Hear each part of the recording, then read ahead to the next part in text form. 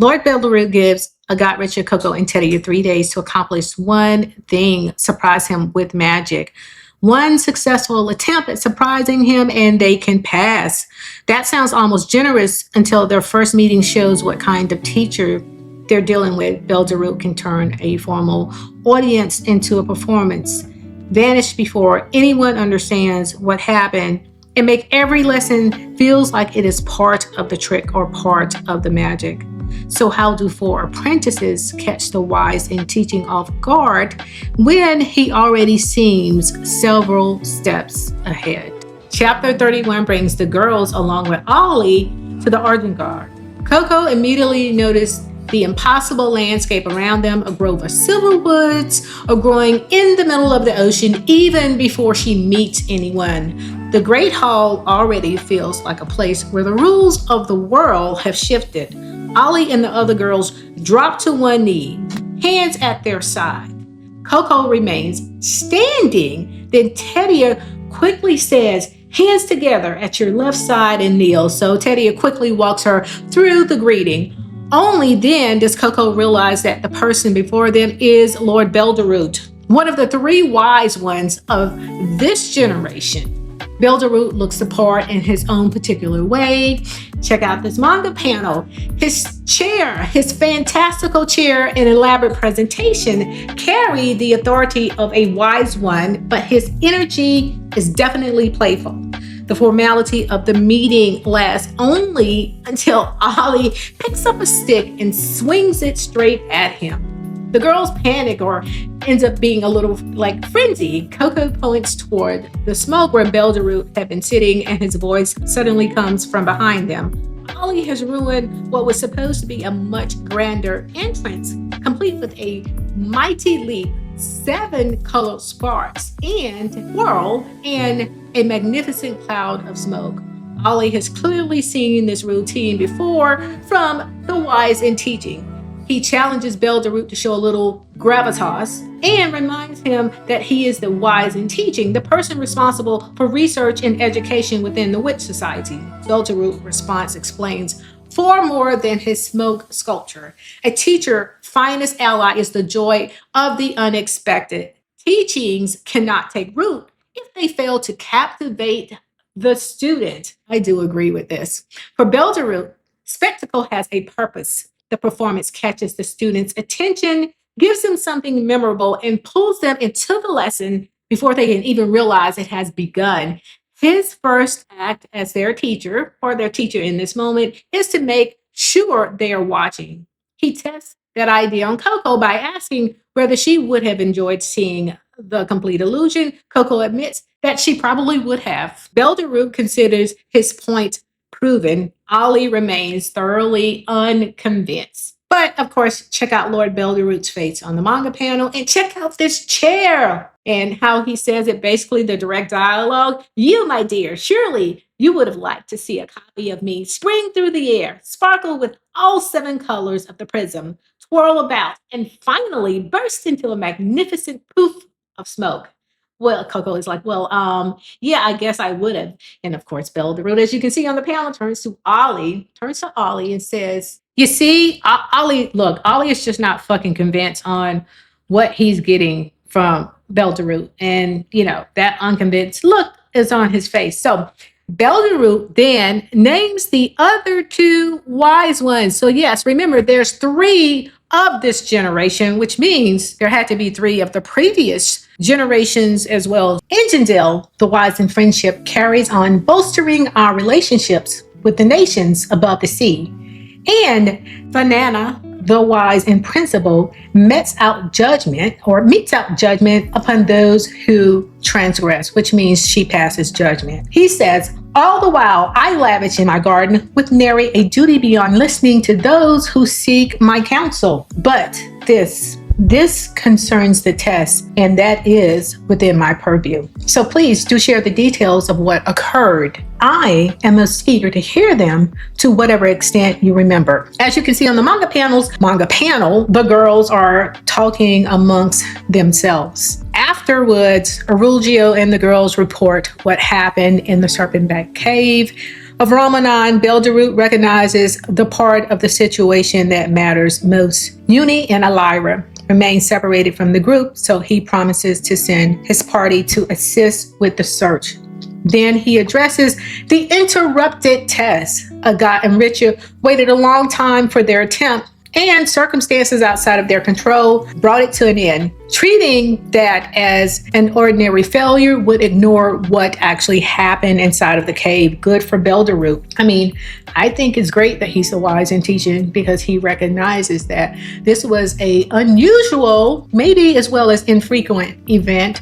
God immediately catches the implication when Beldaruit offers another test to all 4 girls. She points out that Coco, Tetia were never registered for the final exam. Beldaruit says, a proposal. What if I were to provide another chance to make up tests for you all, if you will? And Agott was like, a test from the wise in teachings himself? I never could have dreamed of an opportunity like that. But hold on, all of us? And Ollie says, as in Tetia and Coco too, you do realize only Richeh and Agott were taking the test.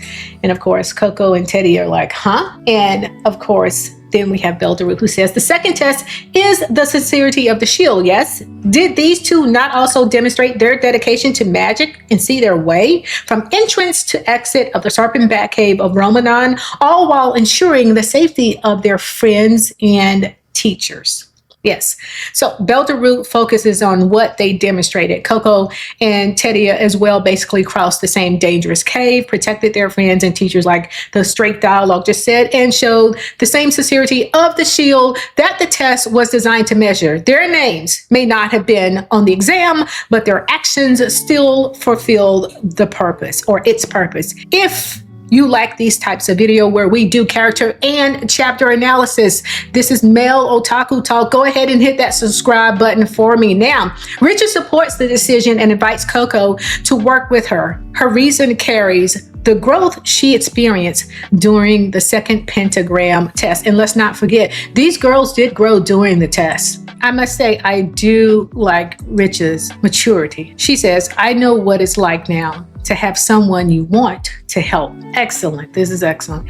Richeh once resisted drawing magic the way other people expected her to. Now she's choosing to work beside Coco because reaching the Tower of Tones could help someone else. Like, she understands this. Like, the choice is, that choice gives the new test personal meaning for both of them.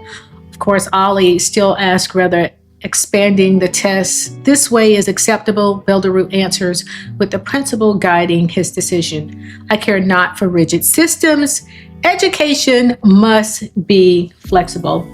And if you followed my earlier videos, and or if you've, I don't know, if you've read Witch Hat Atelier, this was kind of mentioned in earlier chapters where those who built the test also felt the exact same way as well. So Lord Beldaruit himself has some of the same principle as the earlier individuals or wise ones, or the system, or the people who helped build the system of the test as well. His flexibility, I would say, still carries a demanding standard. He is judging what the apprentices actually learned and demonstrated, then giving them like a new challenge suited to the people standing in front of him. Beldaruit gives them 3 days. So what does this new test looks like? He says, your test begins on the morrow, the deadline 3 days hence, and your task is to use your magic to surprise me. One successful surprise earns a passing result. The test, like I said, the test opens enough to reward creativity. Beldaruit himself makes it difficult. He values the unexpected, builds it into his teaching, and appears to enjoy staying ahead of everyone around him. And that's going to be probably their tough piece. Like, Beldaruit is always ahead of everyone around him. He's often three moves ahead, maybe even 4 moves ahead of anyone around him. He says, any spell, large or small, at any time of day, in any place, try as many times as you like. If you manage to astound me even once over the next 3 days, you will have passed my test. An ingenious test. What marvelous fun. Yes, I've outshined myself again, he says. Listen, Beldaruit says, if you manage to astound me even once over the next 3 days, you will have passed my test. An ingenious test. What marvelous fun. Yes, I've outshined myself yet again. And the horse chair just drifted away, basically. Like I said, once the assignment is now settled, Beldaruit floats away on his strange chair, complete with a horse body and legs, but no horse head.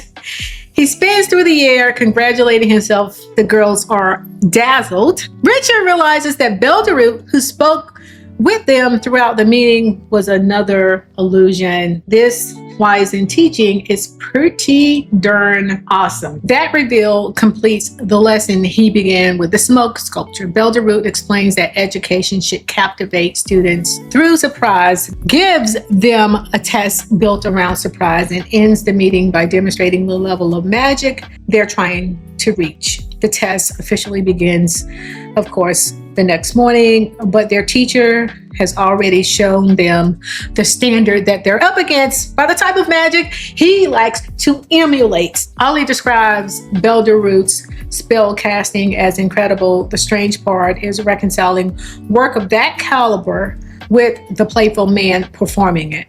The contrast is part of Beldaruit's appeal, in my opinion. His behavior feels spontaneous, while his magic shows extraordinary control and craftsmanship. Coco recognizes something similar in Beldaruit's philosophy.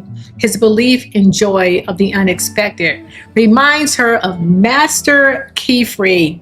And in case you don't know, I think I can go ahead and reveal this, that Beldaruit was Qifrey's master. Ollie starts to explain the resemblance with, oh yeah, well, that's because, and then the girls' stomachs start to growl and interrupt what Ollie was about to say. The chapter turns the interruption into a joke, but it also leaves a deliberate question behind. Coco has noticed a connection between Qifrey and the wise in teaching, and Ollie knows the reason. And I just told you the reason. And that's because Beldaruit was Qifrey's master, or if you've grown up and taken all the tests and now you're a master, does that mean he still is his master?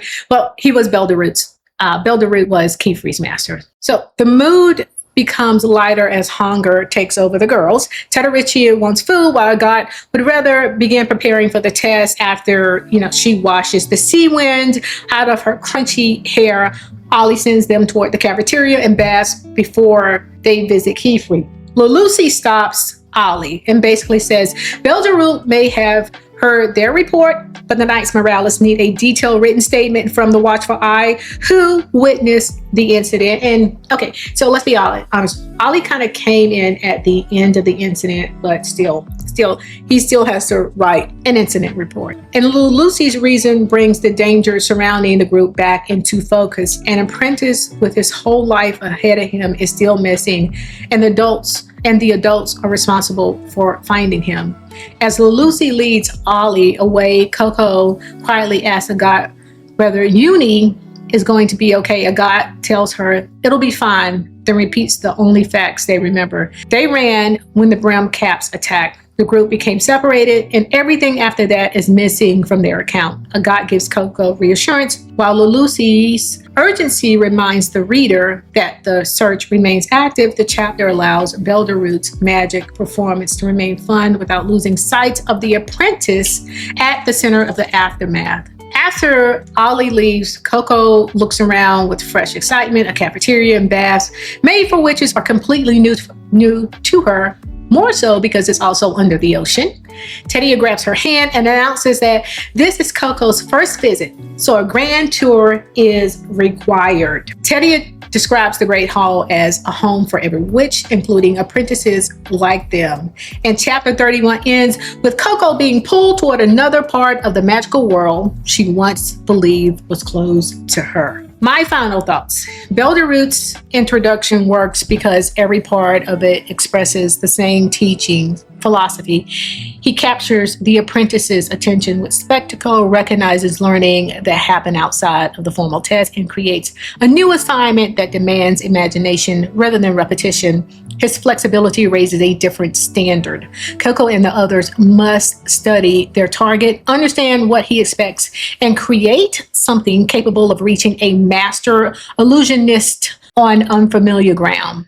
At the same time, the chapter keeps Euini's disappearance presence. The Great Hall is wondrous. The new test is exciting, and the responsibility created by the cave still follows them into Argentgard. The previous chapter carried the aftermath of the Second Pentagram Test into the Great Hall, or the last 2 chapters. So catch those discussions for chapter 29 and 30 if you missed how Coco and the others arrived there. Again, chapter 31 is part of the new arc, the Great Hall arc. Coco and the others now have 3 days to surprise a teacher or one of the wise who has already turned their first meeting into a lesson on the unexpected. If you had 3 days to surprise Lord Beldaruit with magic, what would you try? If you made it to the end of this video, thanks for hanging in there with me. Do not forget to like, subscribe, comment, and share this video. I will meet you at the next Pointed Hat discussion. As usual, thanks for stopping by and watching.